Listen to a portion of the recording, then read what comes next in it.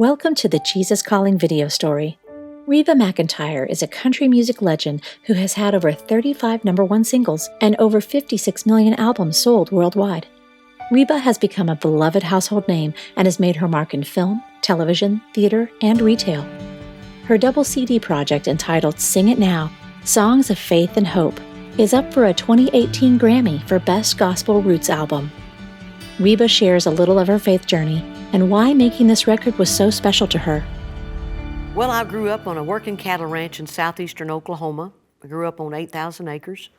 And us four kids, Alice Pake, myself, and Susie, we were the hired hands along with Grandpap and Louis Salmon.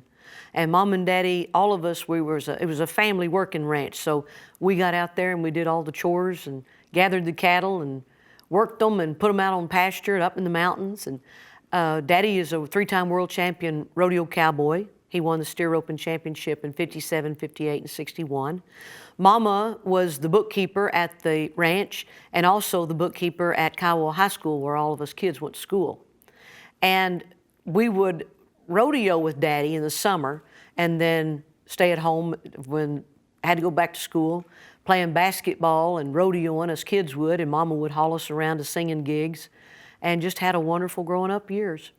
I always wanted to be a rodeo cowgirl. I wanted to be a world champion barrel racer. And then I wanted to be a professional basketball player. I'm 5'6". That wouldn't have worked out very well. And I wasn't that good besides that.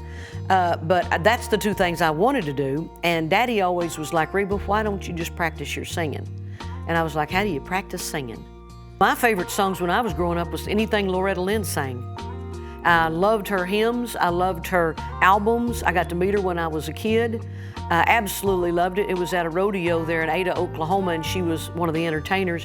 And she was back behind the bleachers walking to her bus, and all of us kids ran up there, and I whooped off my belt, and I got her to sign it. I don't know where that belt is now. I'd give anything if I still had it. So later on, oh gosh, I was in college, but still rodeoing. And finally got my break in the music business. And so I was 21 years old when I got my contract singing. So I continued singing because that was where I could make the money. And what money I made, I went off rodeoing, spent that on entry fees, and I'd go back singing, make a little more money. Everything was a baby step, very slow. And it took 6 years for me to have a #1 record. I didn't get discouraged. As long as it was moving forward, I'm okay. If it was standing still and going backwards, I probably would have quit. And nowadays, that's just unheard of. You know, I was very lucky that I came on the scene when I did, that they were patient with me, they taught me, and it really built a strong foundation.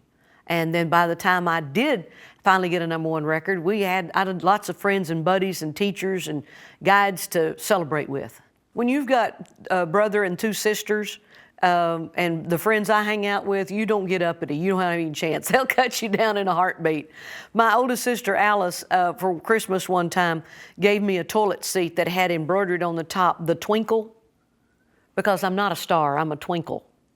You know, just remember, you're not as big as you think you are. Yeah, they'll cut you down to size in a heartbeat. Reba considers her success a blessing and makes it a priority to share with others in need. Reba's ranch house in Denison, Texas is just one of the ways Reba gives back, by providing a home away from home for family members who need to be by the side of a loved one while in an area hospital. Reba also recently got involved with relief efforts for East Tennessee after wildfires raged through the area, destroying hundreds of homes and businesses.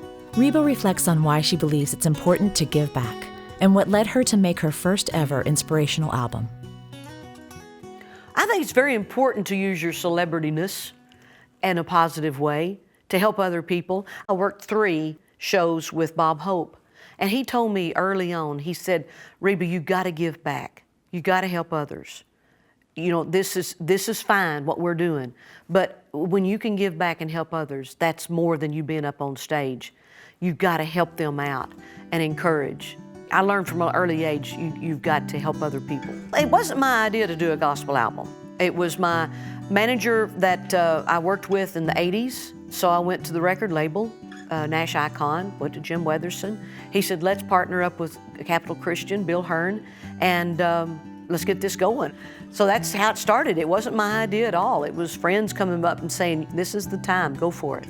The ones that I like to listen to and I'm really loving to sing on stage, God and My Girlfriend, Back to God, Swing Low, Sweet Chariot is a fun one with the band.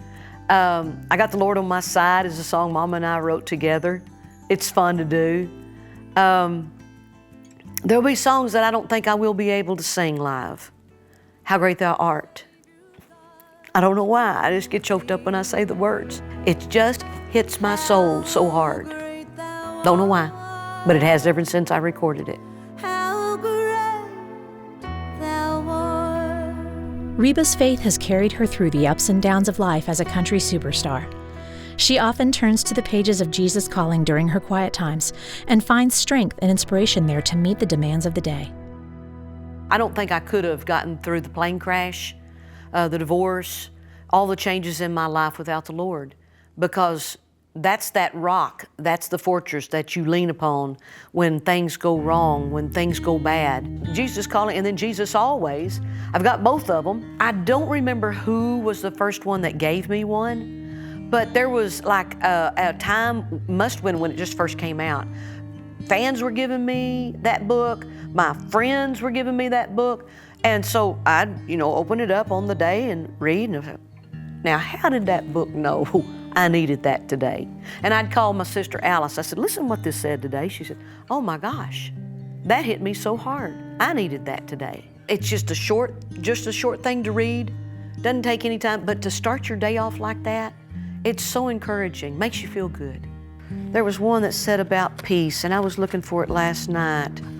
And it was really uncanny that I needed that because of the peace.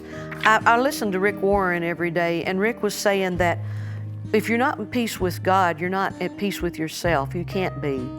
I tell you what really got me was December the 24th, I speak to you from the depths of the eternity. Before the world was formed, I am. You hear me in the depths of your being, where I have taken up residence. I am Christ in you, the hope of glory. I, your Lord and Savior, am alive within you.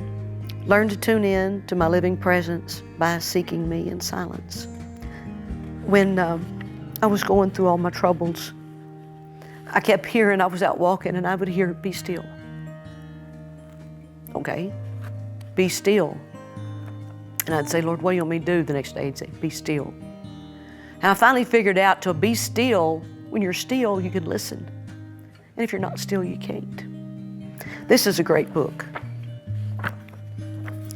Every page is great, but boy, that hit my heart really strong. That's great. Reba's gospel album, Sing It Now, has been nominated for a 2018 Grammy for Best Gospel Roots Album and is available now on iTunes and at Reba's website, reba.com.